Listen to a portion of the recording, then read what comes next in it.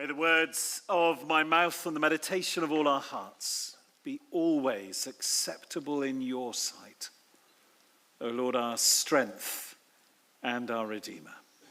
Amen.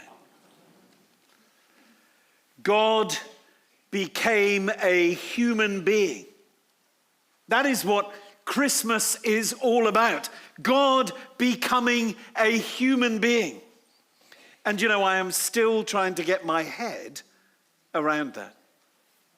So I asked ChatGPT what it means to be human.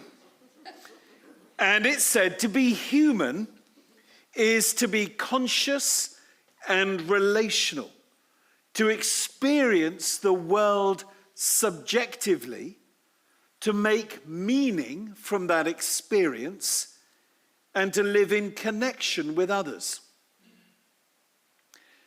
I told it that it needed to lighten up a bit. So it then said, okay, to be human is to overthink everything, feel deeply about it, and still forget why you walked into a room. Anyway, I decided I wasn't going to get anything useful from a sophisticated bit of machine learning. So I asked myself, what does God becoming a human being tell us about what it means to be human? And I've come up with three things that my friend ChatGPT had somehow overlooked. The first is kind of obvious. To be human is to be humble. In fact, the words human, humble, and humour all share a common root related to the word humus, meaning of the earth. The book of Genesis says that God made us from the soil, from the earth, and that he breathed life into us. We are earth, dust, and to dust we shall return. And our humanity and our humility and our sense of humour are part of what it means to be down to earth. So God becoming a human being means that God embraced humanity and humility and humour. And these are divine characteristics. Jesus is God humbling himself. Jesus humbled himself. The incarnation literally brought God down to earth with a bump. Jesus didn't claim special privileges. Instead, he lived a selfless, obedient life, humble to the end. Before the time of Jesus, no pagan author ever used the word humble as a compliment. And yet Jesus shows us the humility of God. From the beginning, the maker of all things, things immeasurable and mighty and great, became a single fertilized ovum which divided and redivided, developing into a fetus which grew inside the body of a nervous teenager. John Donne described it as immensity, cloistered in thy dear womb. Philip Yancey wrote in his book about Jesus, the God who roared, who could order armies and empires about like pawns on a chessboard. This God emerged in Palestine as a baby who could not speak or eat solid food or control his bladder, who depended on a teenage couple for shelter, food, and love. And that same humility would characterize the 33 years that Jesus lived on this earth. Paul said Jesus emptied himself. Now, of what did he empty himself? Not his divinity, not his godness. Jesus was still divine, he was still God, but he emptied himself of significance. He emptied himself of a sense of importance. And that's what it means to humble yourself. It's not to do yourself down or to pretend that you are something less than you are. It is to know yourself, and yet knowing who you are, you take the lower place and you let go of a sense of importance. To be human is to be humble, just as God was humble. Secondly, to be human is to have needs.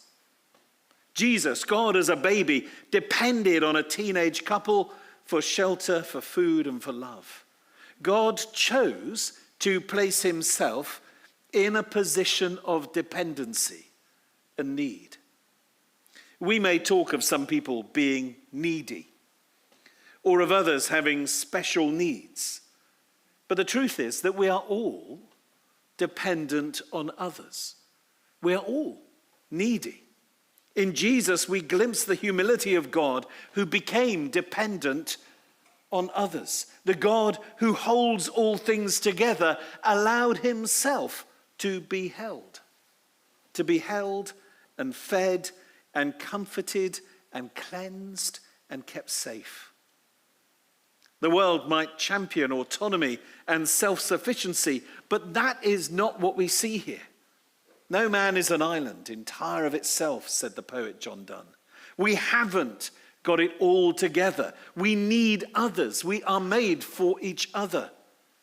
To be human, then, means to be humble and to be dependent upon others, but also to care tenderly for those who depend on us. You are the answer to someone else's need, because that is how we are made. That is part of what it means to be human. I'm reminded of the play An Inspector Calls by J.B. Priestley.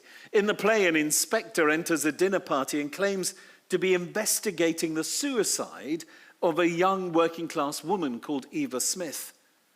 And he says this, just remember this, one Eva Smith is gone, but there are millions and millions and millions of Eva Smiths and John Smiths still left with us, with their lives, their hopes and fears, their suffering and chance of happiness, all intertwined with our lives and what we think and say and do.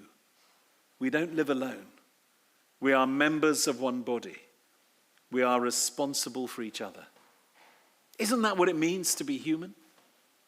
We don't live alone. We are members of one body. We are responsible for each other. That is the way of life created, hallowed, and lived out by God. Just as Jesus relied on Mary and Joseph, so we are called to live in that same rhythm of giving and receiving love. The Dean of Chelmsford Cathedral said this in a reflection on SEND and inclusion in schools.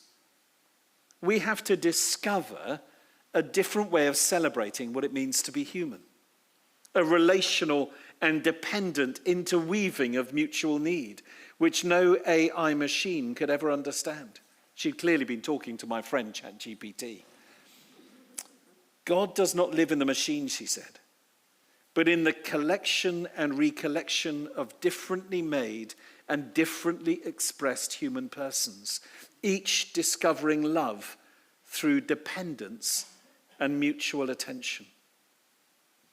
So in this extraordinary scene, as Mary clutches the infant Jesus to her breast, we see what it is to be human.